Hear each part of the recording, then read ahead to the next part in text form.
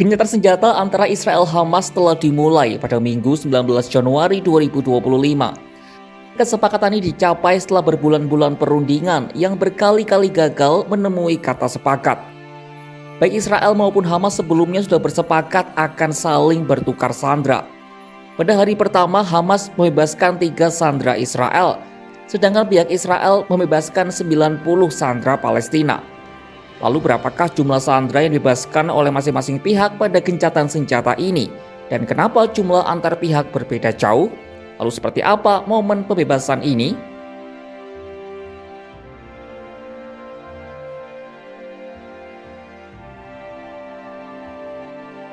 Gencatan senjata hari pertama sempat tak berjalan mulus. Ketegangan muncul sebab Hamas 2 kali melewatkan tenggat waktu untuk menyerahkan daftar sandera yang akan dibebaskan. Israel pun enggan menghentikan serangannya sampai Hamas memberikan nama-nama sandera yang akan dilepaskan. Insiden itu menimbulkan kekhawatiran kemungkinan kesepakatan gencatan senjata mengalami kegagalan sebelum diperlakukan. Di bawah perjanjian gencatan senjata dan pembebasan sandera yang ditandatangani di Doha, Hamas harus memberikan nama-nama para sandera setidaknya 24 jam sebelum proses pembebasan. Awalnya Hamas masih belum memberikan nama ketiga sandera yang akan mereka bebaskan ke Israel. Mereka baru mengirimkan 3 nama tersebut pada Minggu 19 Januari 2025 pukul 10 pagi waktu setempat. Hamas mengungkap keterlambatan penyerahan nama-nama itu murni sebab alasan teknis. Sebab daftar nama para sandera itu juga wajib disetujui oleh pemimpin Hamas Muhammad Sinwar.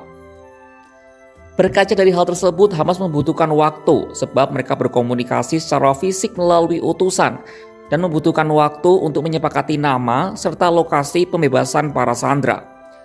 Juru bicara sel militer Hamas Abu Obaidah menyayangkan tindakan Israel yang terus menyerang Gaza meskipun sudah memasuki waktu gencatan senjata. وبينما ابتدعنا كل الوسائل والأساليب وبذلنا كل الجهود للحفاظ على أسرى العدو عملا بأدبياتنا وحفاظا على أهدافنا النبيلة استمات العدو في محاولة قتلهم على مدار الساعة ونجح في قتل الكثير منهم كما بات معلوما. Pada akhirnya Hamas resmi membebaskan 3 sandera wanita pada hari pertama tersebut. Ketiga sandera yang dibebaskan itu yakni Emily Damar, Romy Gonen, dan Doron Steinbrecher. Kepulangan ketiga sandera dikonfirmasi oleh juru bicara militer Israel Daniel Hagari. Since the October 7th massacre, our mission has been clear. Bring home all the hostages held by Hamas in Gaza. Today, as part of these ongoing efforts, we welcomed home 3 hostages, 3 young women after 471 days in Hamas captivity. Ketiga sandera telah menghabiskan 471 hari dalam penahanan. Emily diculik dari apartemennya di Kibbutz Kfar Aza bersama tetangganya Doron Steinbrecher. Emily merupakan seorang warga Inggris Israel, sementara Doron adalah seorang perawat hewan berkebangsaan Rumania Israel. Lalu Romy Gonen diculik dari sebuah festival musik Nova pada awal perang 7 Oktober 2023 lalu. Pihak keluarga ketiga sandera juga telah mengonfirmasi pembebasan mereka pada Minggu 19 Januari 2025 sore waktu setempat.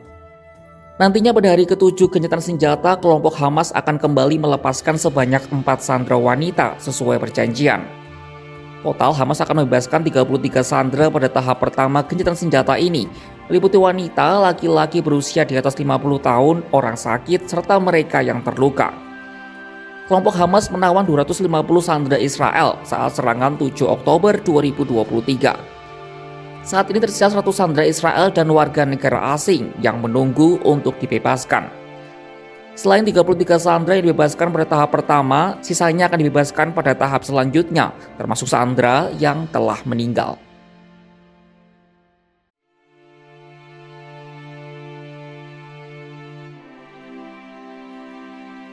Di bagian sebelumnya kita sudah membahas pembebasan sandera dari pihak Hamas. Lalu bagaimana dengan Israel?